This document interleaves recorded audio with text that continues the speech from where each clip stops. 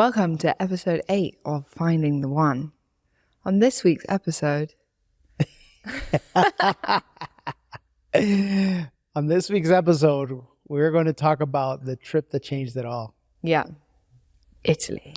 Where we finally fell in love. So get ready because this is going to be juicy. This is a bumpy ride. This is a dope story. As a matter of fact, we might have to split this one because we're going to have to talk about the ring, and that's a whole story in and of itself. You love telling that story? I do love that story.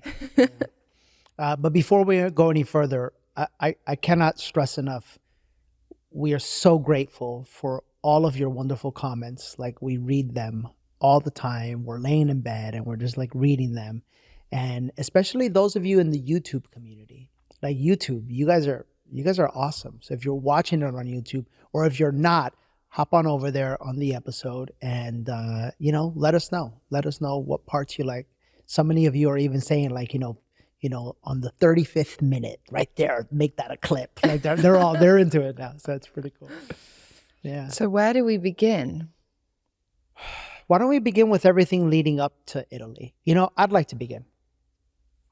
I'll begin by saying that ever since I was probably 13 years old, this is before I was even married, I envisioned, it was like a vision. I had never been to Italy, and I envisioned going on a trip in a convertible with a light brown-haired woman. My hair's up, so I can't swish it, but yeah. But it was a vision, and I envisioned the top down and hair flowing and like loving life. And so I remember that after you left here, I had said, look, let's go to Italy. Mm-hmm. Let's go for 2 weeks. Obviously, for those of you in this 50-50 bullshit relationship, that means I am inviting you to Italy for 2 weeks and taking care of everything, right? This is the way it goes down. And we had already planned it, but like it was kind of bumpy leading up to Italy. Do you remember that? Yeah, it was extremely rough. When we like in the weeks leading up to Italy, we weren't really getting along very well. We weren't. So in the not the last episode, but where we were telling the story, it was me going on a date with the other guy and then realizing, but like he's not you and all of that shit, right? Mm-hmm. And even though we'd had that realization, we just kept clashing, didn't we? Yeah. I remember, I don't even remember exactly what we were kind of debating about, but I said like, you're kind of like too intense, like I need some space with the texting. Do you remember? Yeah. Or no? Can I tell you, the way I remember it was I was just being what we normally were, and you, even though you went on the date with the guy and decided like, you're the one, whatever, you still weren't, there was like friction. Yeah. I vividly remember just being us. Yeah. Like we would talk every day. We would text every day. And all of a sudden it's like you still just, like you weren't sure or something. Mm-hmm. No, I wasn't sure. Yeah. Yeah. And so I remember even discussing, is Italy still going to happen? Yeah. I wasn't sure if I was going to come to Italy. Yeah. And then I remember sitting with my friends and being like, what's there to lose? Even if you go to Italy and you're like, why am I here? What the fuck is this? You can leave. It's Italy. You literally live like 2 hours flight away. Time out. In order for you to understand her perspective, you have to tell them about the South Africa trip. Jen has a story. Listen to this story. This is like a story that only like my closest people know the story. You really just threw me under the bus. It's funny. Oh, the South Africa story. I don't want to spend it. I could do a whole episode on South Africa. But essentially what happened, I can't believe you've done this. Essentially what happened was I was dating this guy at the time. We were seeing each other. And I don't even know how to tell the abridged version of this story. Essentially, it was very rocky between us, and I was going to South Africa to meet his entire family. Because he's from there. His family are originally from there. This is way before me. Years ago. And he lived in Ireland. He ended up getting arrested the night before we were flying to South Africa and sending me a Snapchat back in the Snapchat days in the back of a police car being like, I'm in serious trouble. At the time, I had severe anxiety, so that just set me off. I didn't really like him anyway, but I was flying like 13 hours to South Africa to go meet his family, even though I knew it was on the rocks. Anyway, long story short, flew 13 hours to South Africa. I literally sat there like this, staring at him for 13 hours. Because he was asleep. He slept. And he was like, you can't tell my family I got arrested. And I was like, what do you want me to do with that piece of information? Also, side note, he was a professional athlete. So him being arrested for drunk driving was actually like a really big deal because it had an impact on like his career as well. So it was a whole big thing. He was a rugby player. Which just reminded me of the soccer player. What's it? What is wrong with you? What is wrong with you today? I'm having fun. So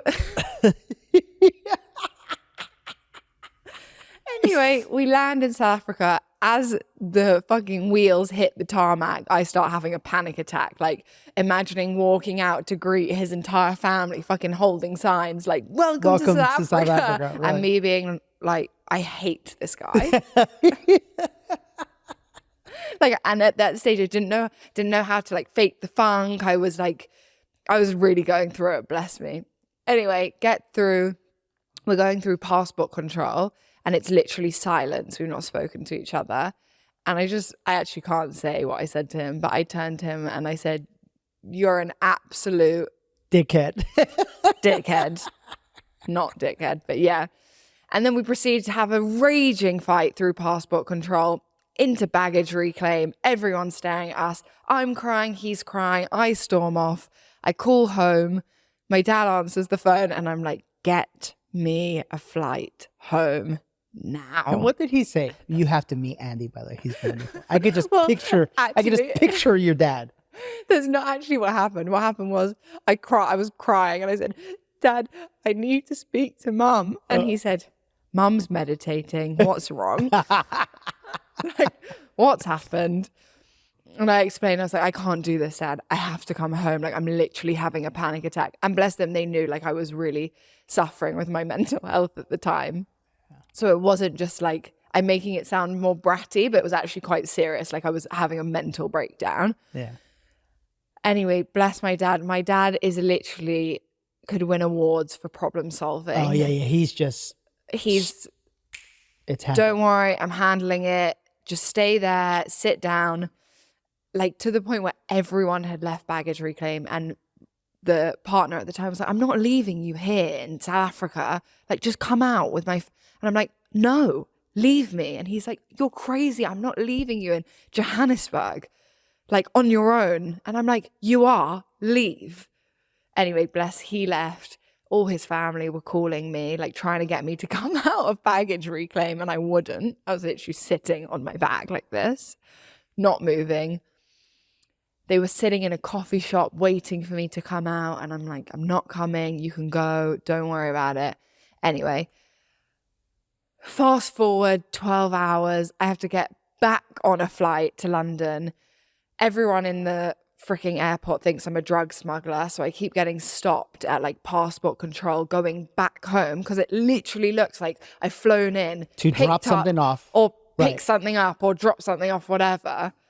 and flown back home. So I'm crying to every person, like, you don't understand. Like, I've just broken up with my boyfriend. And I flew home. And the first thing I'll never forget, the first thing my parents said to me when I got back into London. So imagine I leave on a Tuesday and I arrive home on a Thursday. Right. And I've not entered a country. Right. I've not left any airport. My dad goes to me, you overpacked a bit, didn't you? I actually hate you right now. So when she says, what's the worst case that can happen? I can just come back home. This is the mindset. The context. That's the context. 13 hours compared to 2 hours to Rome. Piece of cake. Piece of cake. I got this. So yeah. So I remember within myself, I had to again retreat. I had to again like pull back. I had to again be unattached because I really wanted to go to Rome. Oh no, what are you going to say now?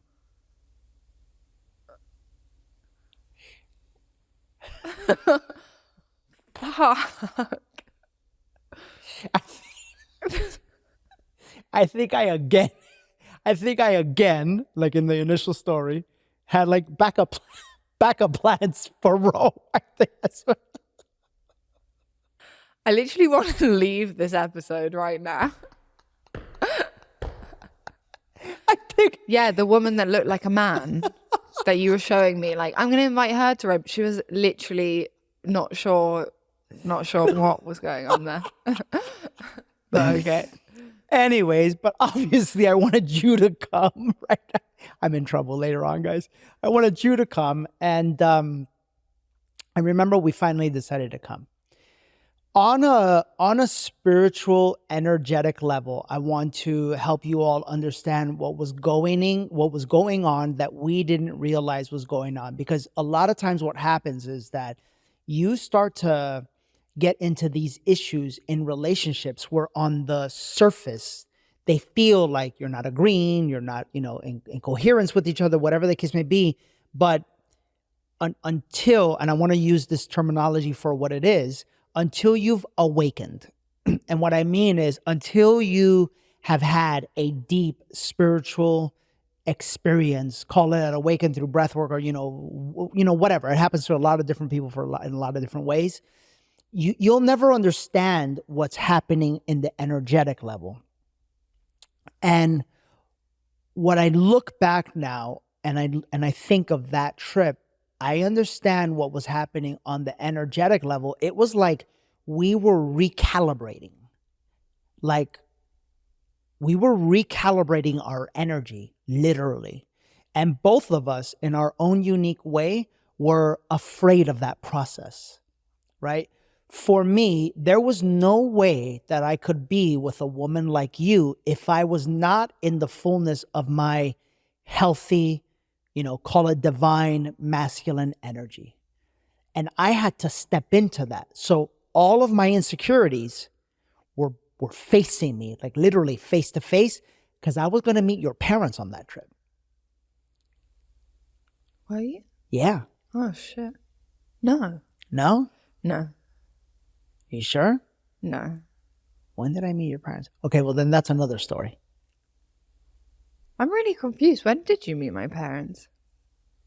No, because no, I met your parents for the yeah. for the party. Yes, but I was gonna. This was it, and subconsciously, many of you have heard me say this, and this is why on last week's episode, I said to you men that are in that like nice guy energy, which a lot of men are, because they didn't have a father figure in their lives.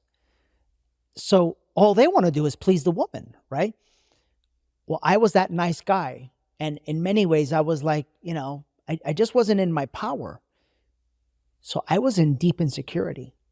I was in deep insecurity that you could love me for me. Mm-hmm.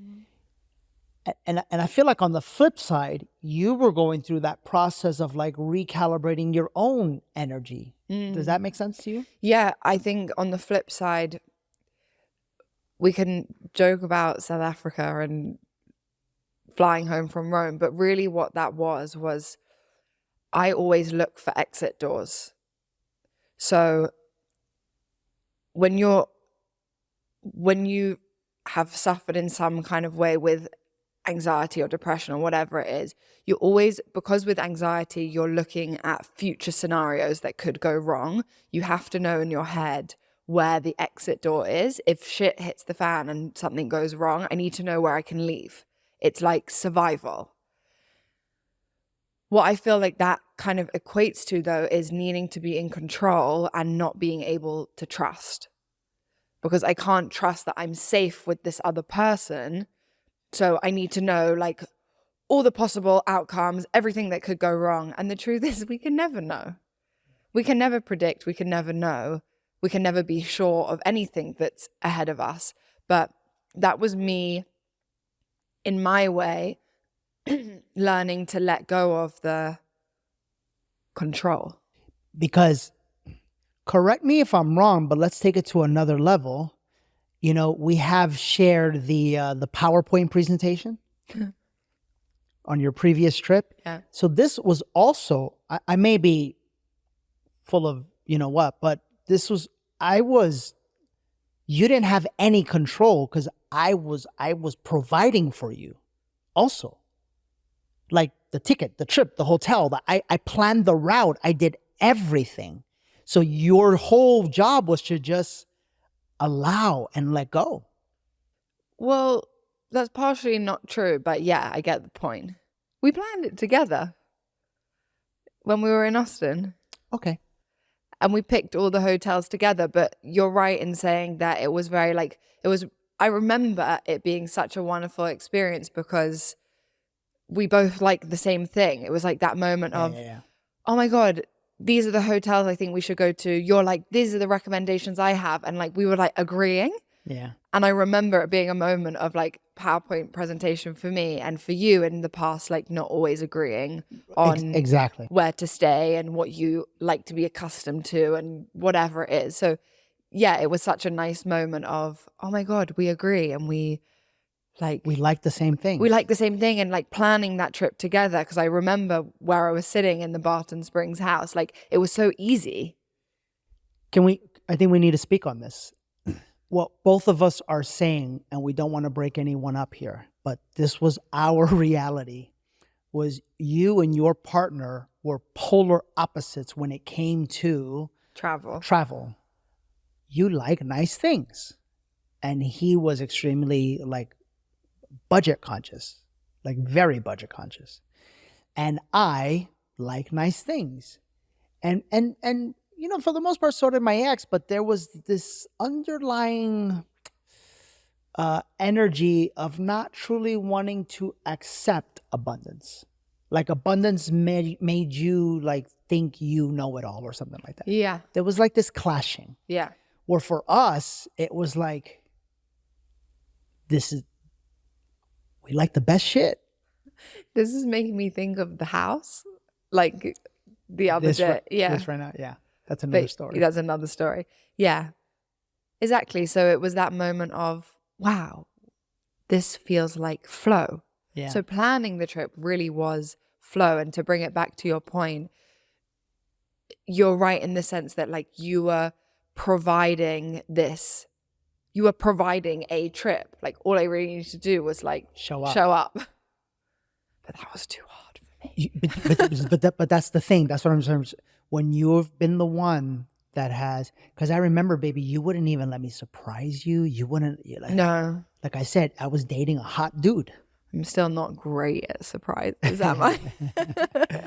But seriously, like to allow. Yeah. That was part of your journey. It's part of your journey. Yeah. And so go ahead. No, I was going to start the story again. Go ahead. Start. So Danny gets on his flight to London and says to me, I don't feel so good. Right? Yeah. I had attracted or created the worst case of food poisoning. Was it food poisoning? I drank a shake. Shake. And I'm not gonna lie to you. I remember the moment that I took this shake, this protein powder, and I remember my subconscious thinking, Shouldn't have done this that. could be iffy, but I did it anyways. And you see, guys, sometimes we attract things, even illnesses, when we are deeply afraid and we are trying to find a way out. Mm-hmm. And I was afraid. I was afraid of not being accepted by you because it was still iffy. I was afraid of being rejected by you. Hell, I was probably even afraid of being accepted by you, if I'm honest, you know. I was living in so much fear that I attracted an illness. And I literally was sick the entire flight. The entire flight. It was the most uncomfortable flight of my entire life. And I remember landing and you were there to pick me up. And I was trying to tough it out. No, not really. But she was mean. And we get into the car. I got a hotel. We go checking in the hotel. I'm in bed. Mm-hmm. I'm in bed. And we were there in London for like one night. Right? I didn't stay with you. No, you went back home. Yeah. Well, we decided. See, it was a mess. It was literally a mess. Picture this. On top of the fact that things are rocky, now I show up and I'm sick. And you know, you want to stay together. But I'm like, if I have some sort of thing that you can catch, it's probably not a good idea that you stay with me. So you went home. So now even the trip is off to a bad start. It's fucking I'm awkward. feeling the energy right now. Like it was awkward. It was awkward.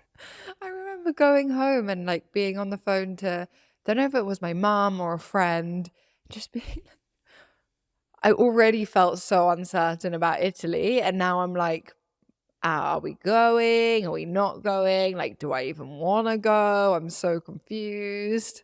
Yeah. And the next day we got on the plane to go to Italy and go ahead. I want to give some context though, because, and it's going to play into when I was mean in Rome as well. So I was mean, admittedly, because I have my own complexes about being sick and an intolerance for being sick, and I can go into that. And at the same time, Danny wasn't the best communicator. So although he felt sick and although he felt a type of way, it's like you couldn't quite express to me what was actually going on. Mm-hmm. So you would just kind of like be like, and like roll over in bed. And I get like, obviously it was probably hard to communicate what was actually going on, but it would kind of leave me in this like in between space where then I had to be like, okay, so shall we do, I remember I would kind of like sit in that room in the hotel and be like, so, whereas if you had just been like, I feel absolutely fucking awful. Do you mind if we just lay down? Let's just like lay down, or do you know what, Jen? Just go home, right. Give me a day or give me 2 days. I don't know what's going on. But it was a bit like unknown, uncertain. So then I spiraled in my head. And that played into then we go to Rome. And I remember trying to be nice to you on the flight to Rome. I remember we're on the flight. And by the way, whenever you guys see me say it's because your throat chakra is blocked, anything I talk about is because I lived it. Because this is a perfect example. I wasn't free to communicate. And by the way, you require communication. You require clear, like, tell me what is going on. Because if not, then I don't know. I don't know what's happening. Well, I think the thing is that every human being requires clear, honest communication. Otherwise, there's too much space for reading in between the lines. Mm-hmm. And I feel like that's a lot of human beings' issues is you do something, you don't communicate it properly. And then I'm like, that means that he doesn't like me and he feels da-da-da-da. Whereas if you just been like, this is what's happening. Yeah. And I just learned throughout my life, I used to be not a very good communicator. I have learned along the journey the truth and your honesty is always going to be better than not communicating. And if people choose to, that's too much for me, that's fine, because I've told you my truth. Yeah. You know, I would rather tell you my truth and you pick than not tell you my truth. And now you've created a story about me in your head that's not even true. Yeah. You know what I'm saying? For sure. For sure. And to further the point, I remember I was so insecure. And I'm just going to be honest. This goes back to me through all the way to like junior high. I remember a little girl liked me. And I remember we were supposed to meet after class to like kiss. And I remember I was so afraid. And I faked that I forgot and I went home. It's interesting. And as I sit here, it's because I never felt confident enough to like show or receive attention or love from a woman, quite frankly, which is why I became so successful in business, because I felt if I could, it was all a mask. It was all a mask, which is why I'm so passionate about helping entrepreneurs. Yesterday, I spoke to a couple. They are multi-million dollar a year producing. And they're inner circle members. I met them and they're so disconnected. And the husband tells me, well, we're both A-type personalities.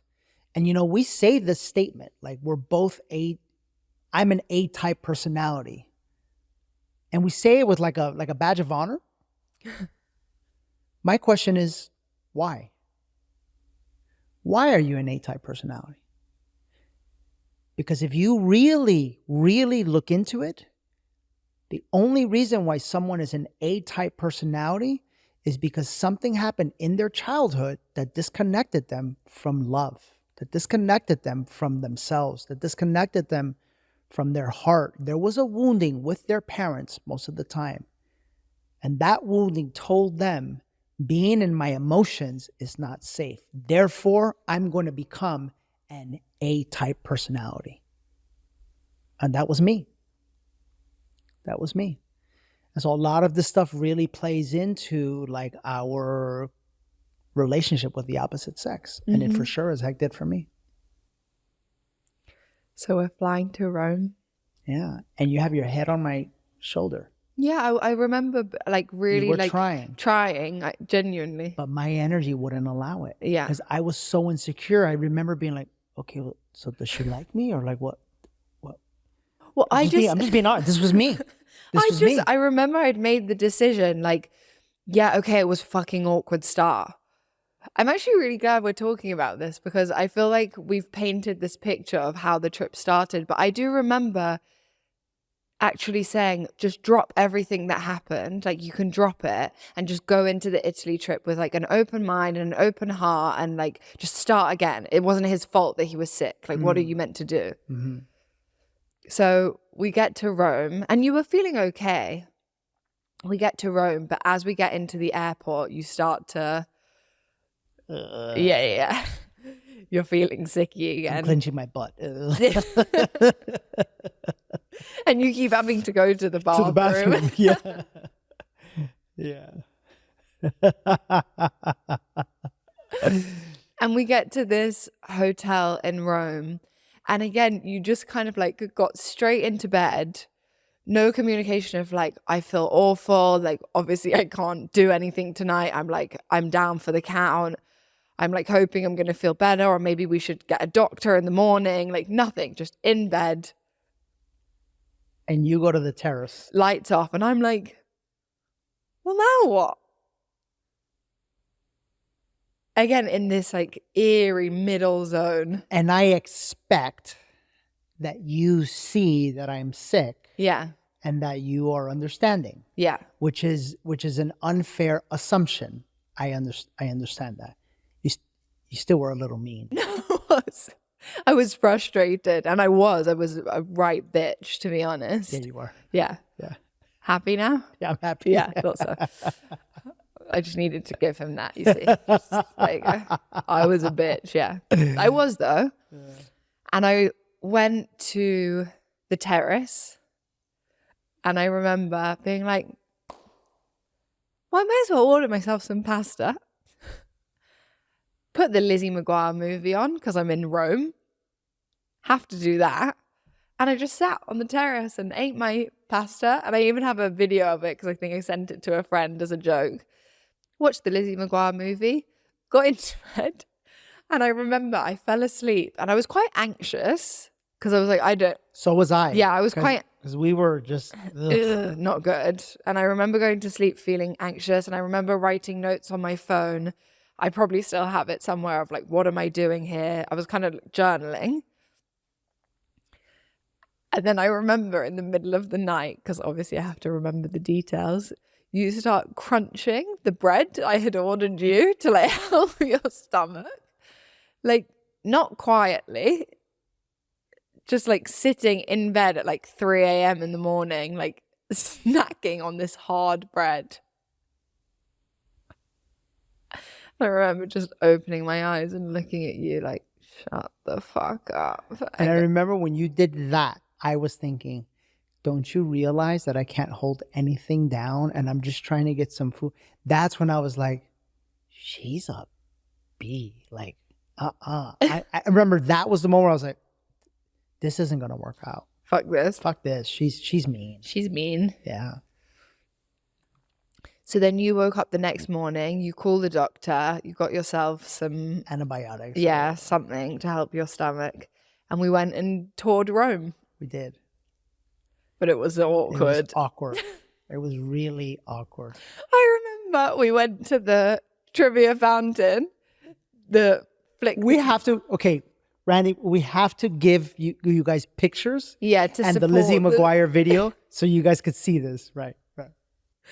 And I remember flicking the coin in, being like, did I send this to someone? Wish I wasn't here.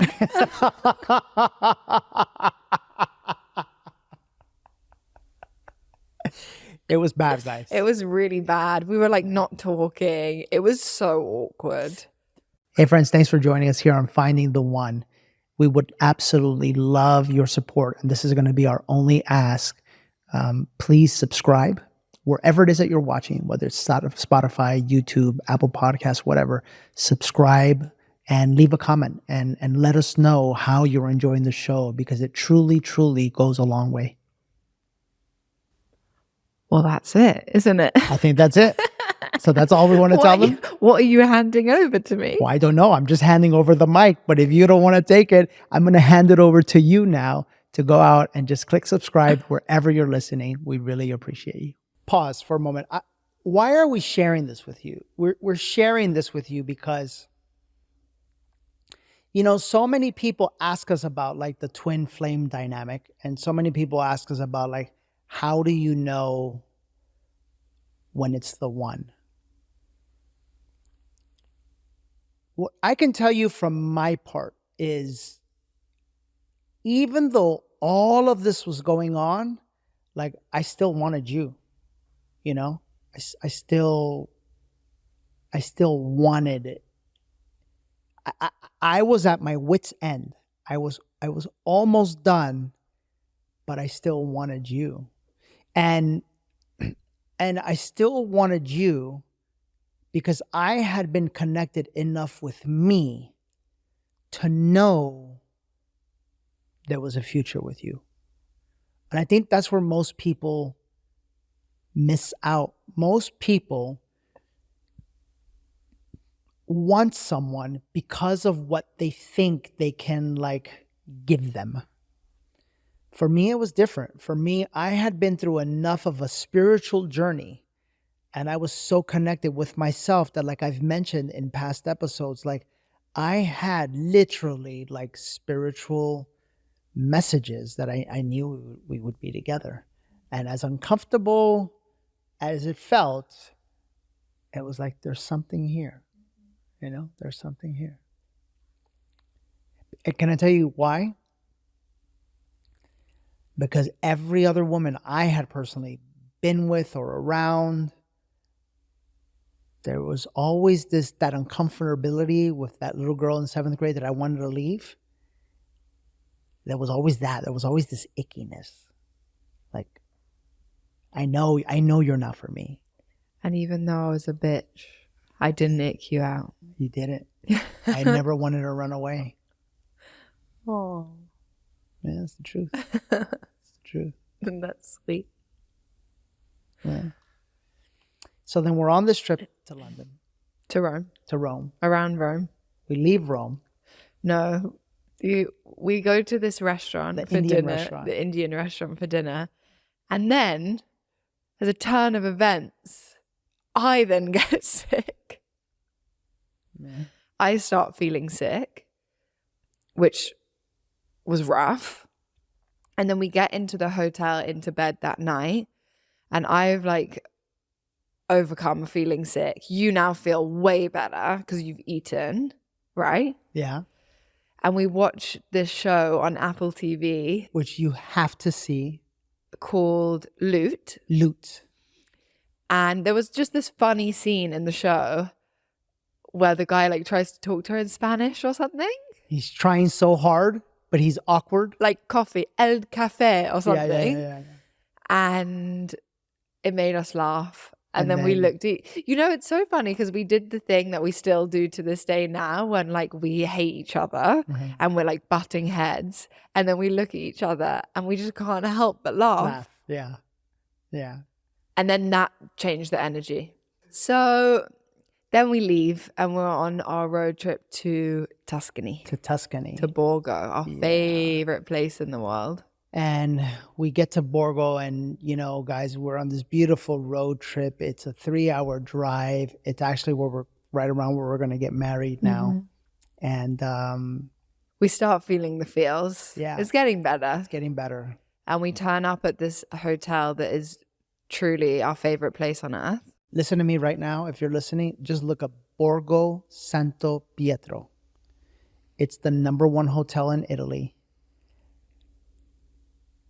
It's the greatest place on the planet. It's the greatest place on earth. It is just the best. The best. Yeah. And then I feel like things are going better, no? Yeah.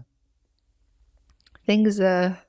We're making our stops. We're literally on the road in Italy. Yeah. With the sun in our face, the wind in our hair, the music. The views. And then we get to this hotel, the one after Borgo. Oh my God. And this is where I think your wall's starting to come down. Yeah. Because I think we finally realized, oh my God, we're the same human being. Yeah. Do you want to tell them what happened? We get to this. Bear in mind, we have been to literally one of the best hotels in Italy. In the world. On planet Earth. On planet Earth. On planet Earth. And then we go to this other hotel that is not the best hotel on planet Earth. It was a shithole. It was not a shithole, but it wasn't the best hotel on Earth. It was a shithole. And like, we're both feeling pretty snobby at that stage. And we're like, this just won't do. It was terrible. So then we're laying there in the middle of the night. We're going to sleep. I've fallen asleep. Yes. I've fallen asleep and we've both looked at each other and like, listen, we were planning to stay there for like 3 nights. But we were debating from the moment we got there. Yeah, like we were like, we have to leave. I don't like this. You don't like this. So this was new to us. Now, guys, listen, we just do this thing. We show up to a hotel. In 5 minutes, we look at each other and we're like, no, leave. Let's go. And we literally will grab our bags, go downstairs. We've done it a few times now. We've done it a few times. But this trip, it happened. I fall asleep. And no, sorry. It was another really cool moment because it was a moment where in that situation, like the energy was just off in the hotel and I was actually feeling anxious.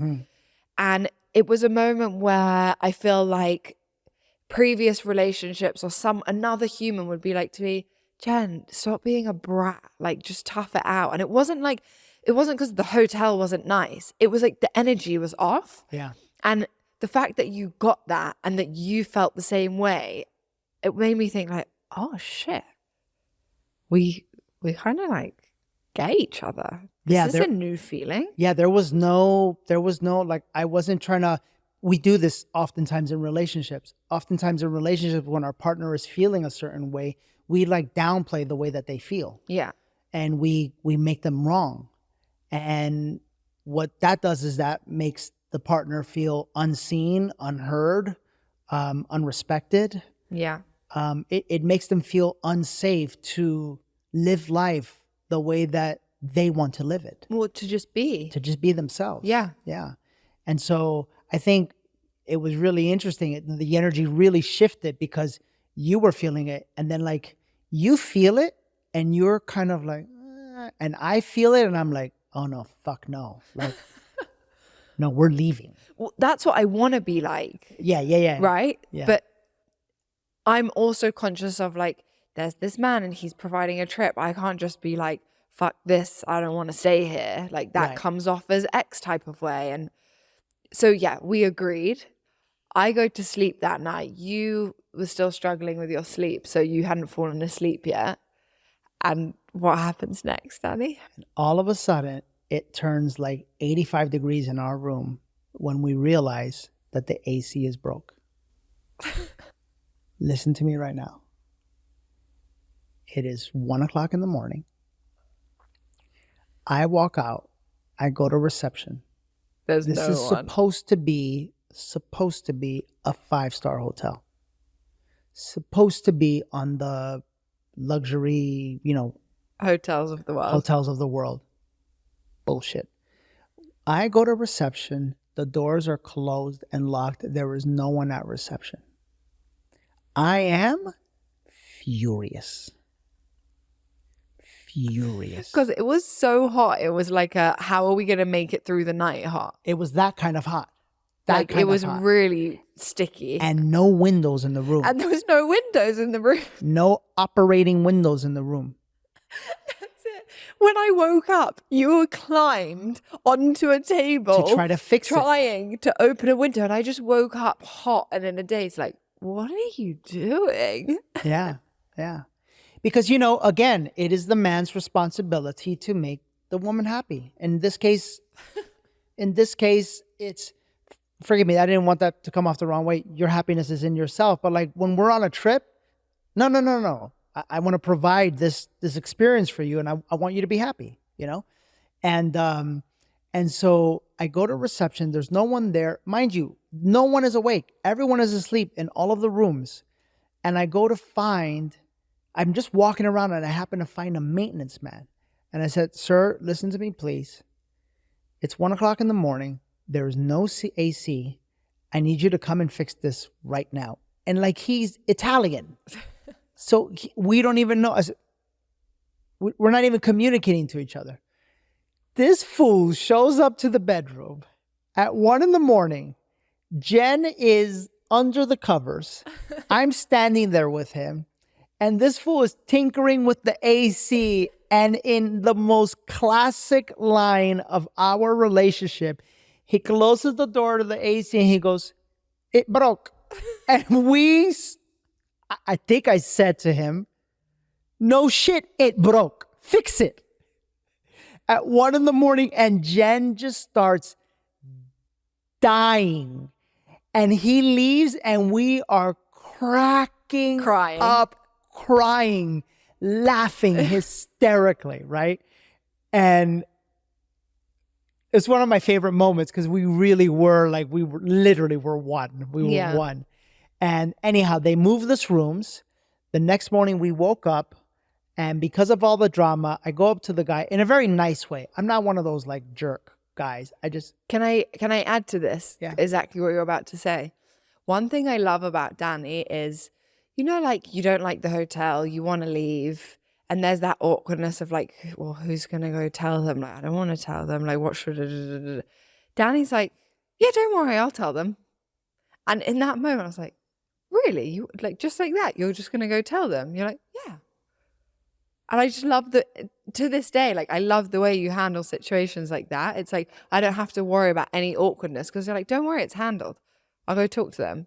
Like, you're not afraid of that confrontation. Sure. And that's one of your great qualities. Do I make you horny, baby? No.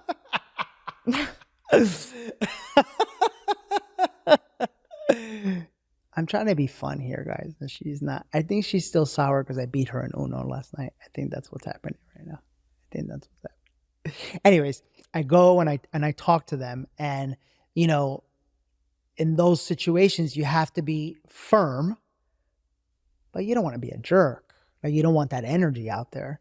So I just told them we can't stay here. This is not a 5-star hotel. This is not what we signed up for. I want a refund. Mm-hmm. And sure enough, we got it. And I think we even got the night for free or something like that. I don't remember. But we left and we went on another little road trip. Mm-hmm.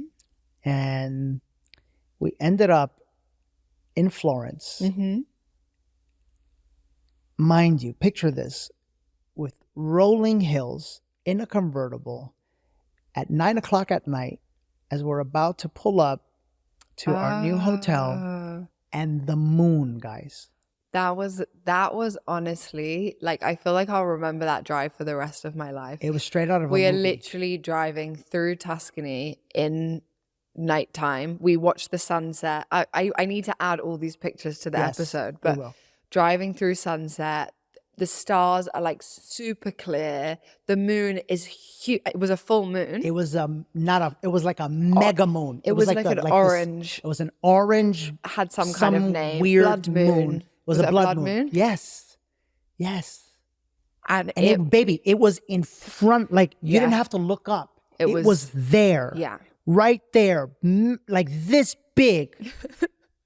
So picture this. I'm sitting there loving. I can't believe you're going to say what loving life. The top's down. I'm listening to like amazing music. I'm feeling like this is literally a fairy tale. And Danny is sitting next to me, unbeknownst to me, like this. Farting. Because my stomach was still jacked up, but I was trying to hold it together. So Randy, bro, I literally was driving like,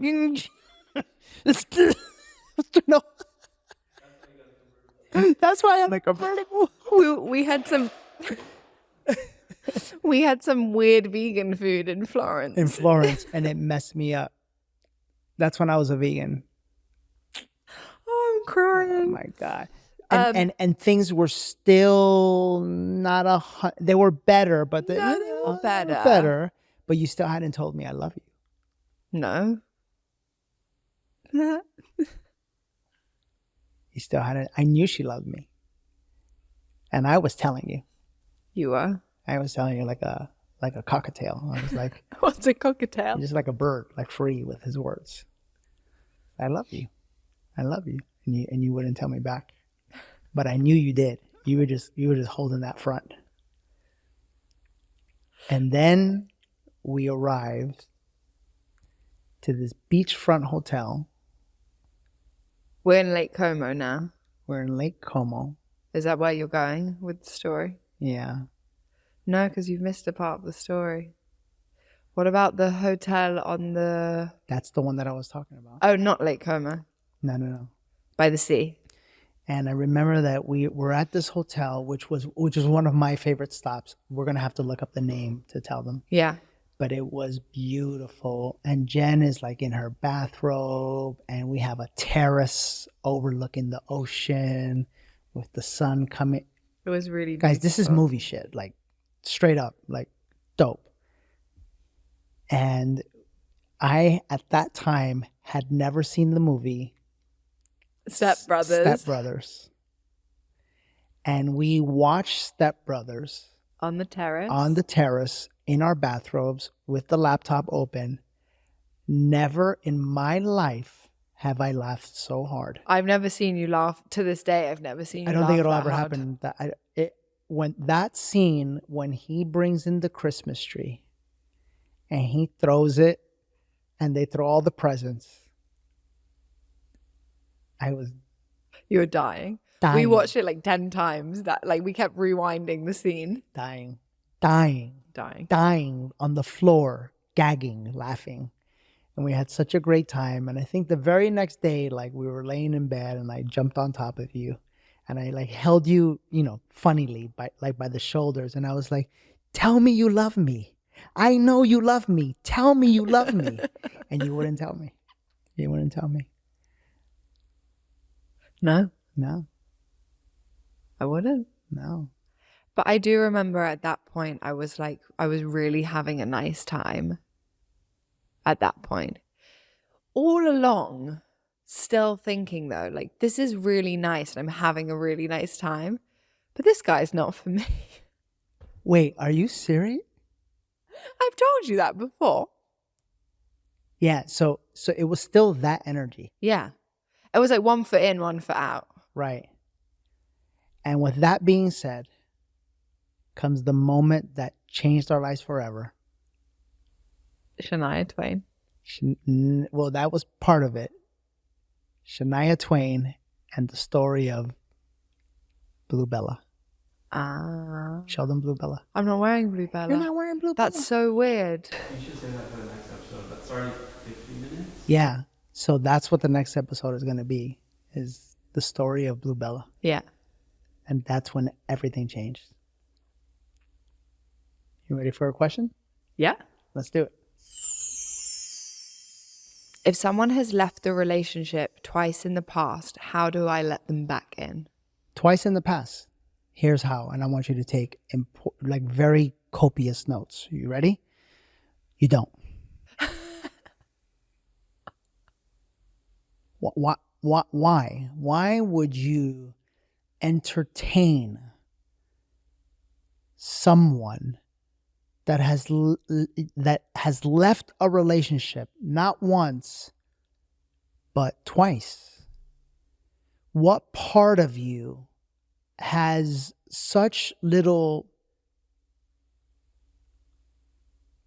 I'm going to say this, and I'm just going to say it the way I say it, the way it sounds, but like value and in yourself and love for yourself, that you allowed someone to think that they have the space to come in and out of your life that way. The answer to your question is how do you let them back in? No. Beautiful, like wake up. No, you're asking the wrong question.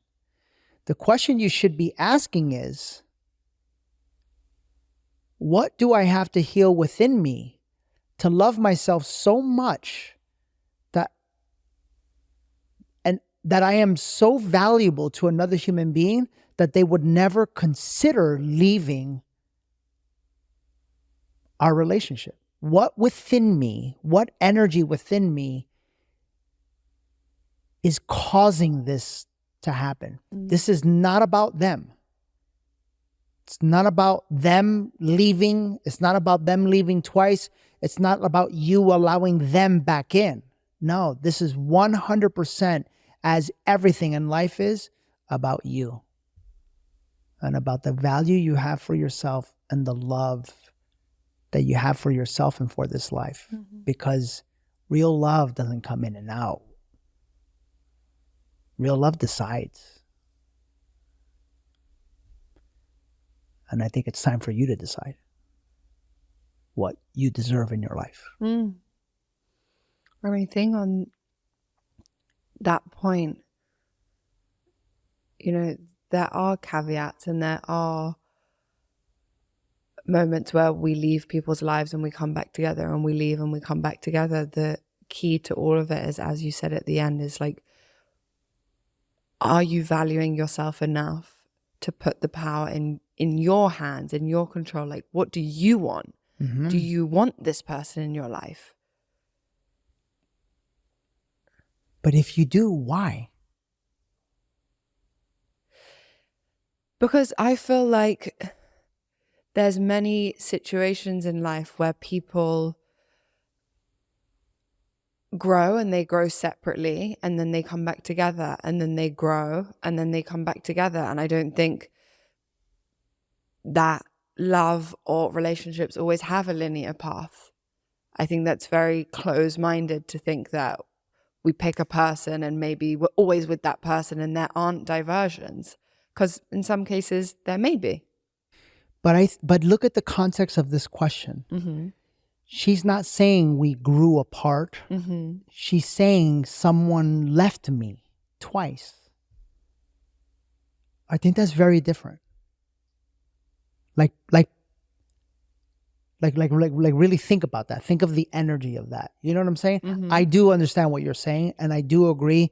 And yes, there were many moments where, me and you kind of like, did this, but we never committed and then left. Yeah. Once we committed, we committed. Mm-hmm. So that's where my answer comes from. Okay. When do you know you've finished your own healing journey and you are finally ready for a relationship?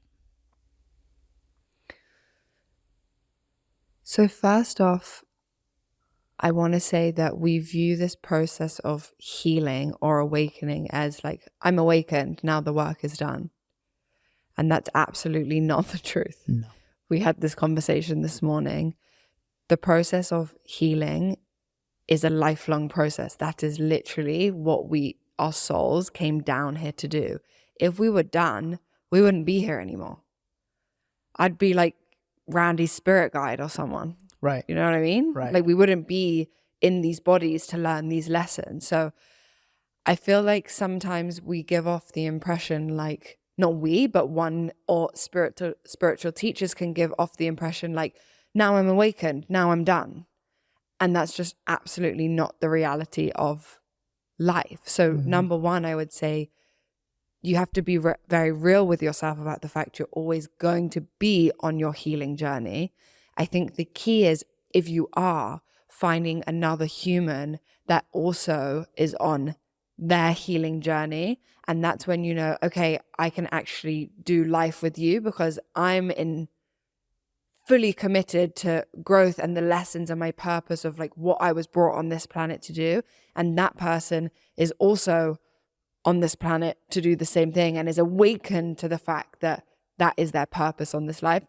Yeah, like we can do this together. Let's do it together. Yeah. So I think it's less about like getting to a point. There's never a point. That's very this, by the way. What? Like when do you know when you've done? It's very head. Yeah. Because you're not. No. There's no clear-cut lines. It's like when people say to us, well, how do I do this? Like, give me a 5-step. That's this. No. It doesn't exist. No. It doesn't exist. When someone comes into your life that you think, yeah, fuck, I can do life with you, that's when you're ready. Yeah. And I'd like to add to that. Yeah. Like, because I feel like in this regard, me and you were on very different journeys. Because I actually spent a window of time in this healing process. For me, what it felt like was like I went in and I dealt with in the deepest levels some of the parts of my life that I was afraid to deal with. And when I got to a point where I dealt with everything that I felt like I could deal with by myself,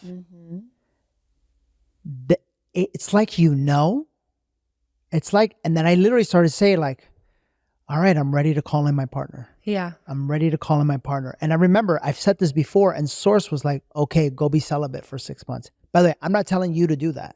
That has to come from above, and or what inside. I did, or inside, yeah, or within. But it was something for me that it was like preparing me to enter relationship with you. But look at this episode. Look at what I was open enough to share with you all, was that I was afraid. I was afraid of being loved by a woman. I was afraid of being, that's deep. And there was no way I could have healed that on my own. And by the way,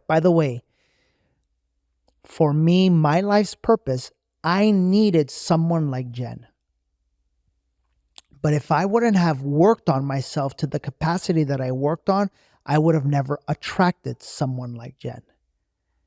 I needed someone who was as smart, as spiritually connected, as aware, as awakened, quite frankly, as beautiful, as magnetic as you are, to push me to the brink of like, straight up, like, who are you?